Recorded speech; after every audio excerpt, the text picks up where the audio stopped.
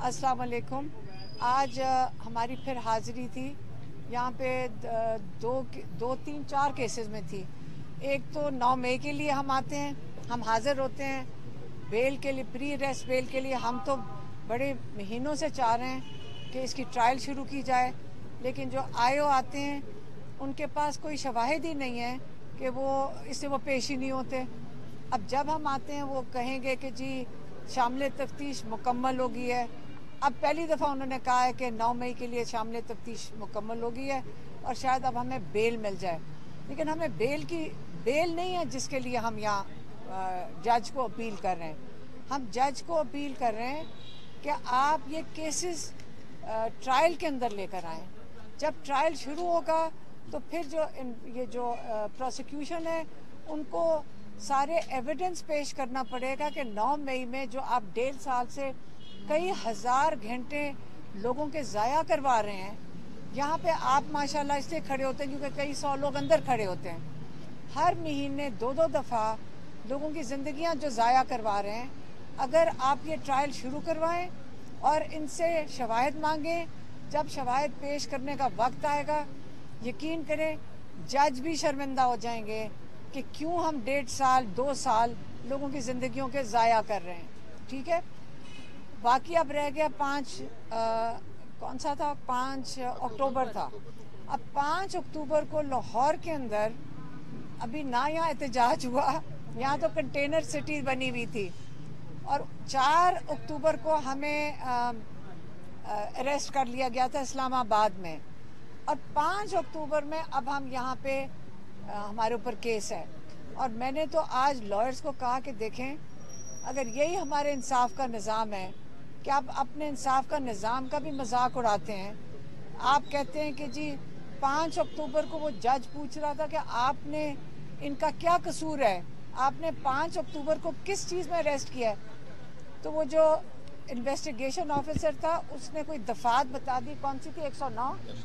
उसे कहा जी 109 है, लेकिन उसको ये नहीं पता था कि हमें एलिगेशन क्या लगाई है कि अगर 4 को हम जेल में थे तो 5 तारीख को उस बेचारे को खुद नहीं पता था कि उसने हमें क्यों अरेस्ट किया है, और वो कह रहा था कि अब मैं इनकी तफ्तीश करूँगा।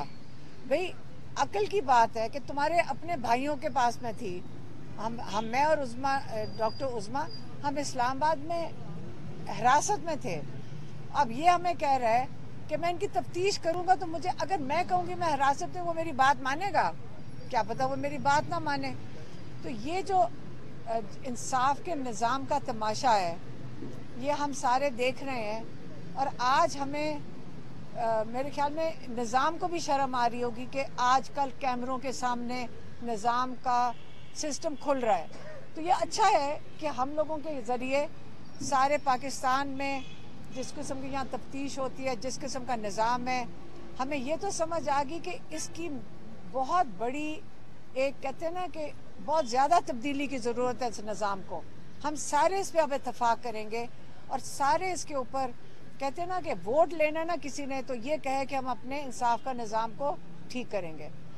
बाकी यही हमारे केसेस के बारे में था, और ये मैंने आपको बता दिया आज की कार्रवाई में। जो बैरिस्टर गौहर ने समझाया भी होगा कि जब वो पेशावर से और बाकी जगहों से लोग आना शुरू हो गए एहतजाज के लिए, तो उस वक़्त हुकूमत पैनिक कर गई और जल्दी जल्दी उन्होंने बैरिस्टर गौहर और बैरिस्टर सैफ को जेल में भेज दिया। वो 1 दिन पहले भी कर सकते थे। ये इनकी कार्रवाई सिस्टम इनका यही होता है। जब इमरान खान तक किसी की वो रसाई ना हो, फिर ये जब काफिला वहाँ पहुँच चुका है उस वक़्त इन्होंने भेजा था, क्योंकि पैनिक कर गए थे, और उन्होंने कहा था खुदा के लिए संजानी में बैठ जाओ, हम आपसे वादा करते हैं कि 20 दिन में आप इमरान खान को छोड़ देंगे। ये इनके साथ मुज़ाकरात नहीं थे, ये उनके पैनिक में उन्होंने उनको रोकने के लिए कि आगे ना जाओ, क्योंकि इतने ज़्यादा लोग आ रहे थे कि उनको ख्याल था कि कोई आएगा नहीं। जब उन्होंने लोग आते देखे तो उससे वो खौफजदा होके उन्होंने ये ऑफ़र भेजी थी इमरान खान को जेल बना रहे। हो ये रहा है कि इस्लामाबाद में किसी का आईडी कार्ड जिसके अंदर वो उनका ख्याल होता है कि ये वहाँ से हैं, उनको ये जान के पीटीआई बयानिया नहीं बना रही। ये जो लोग उनको उठाए जा रहे हैं یہ وہ بتا رہے ہیں آ کے کہ یہ جو قومیت ہے عمران خان نے آج تک کبھی نہیں کیا.